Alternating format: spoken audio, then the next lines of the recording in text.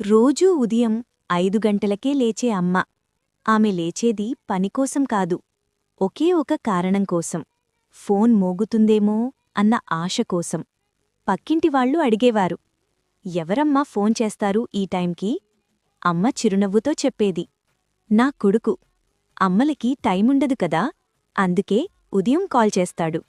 అసలు విషయమేంటంటే, ఆ కొడుకు 10 సంవత్సరాల క్రితమే వెళ్ళిపోయాడు, ఉద్యోగం కోసమని చెప్పి. ఇక తిరిగి రాలేదు. ఫోన్ మాత్రం రోజూ అమ్మ చేతిలోనే ఉండేది. ఛార్జ్ అయి ఉందో లేదో రోజుకి 10 సార్లు చూసేది. ఒకరోజు రాత్రి ఆ ఫోన్ మోగింది. అమ్మ చేతులు కంపించాయి, కళ్లలో నీళ్లు తిరిగాయి. బిడ్డా అంటూ ఫోన్ తీసుకుంది. అవతల నుంచి ఓ యువకుడి గొంతు, అమ్మా, క్షమించండి. ఈ నంబర్ నా కొడుకుదే. అతను ఈ ఫోన్ నాకిచ్చి ఇక లేడు.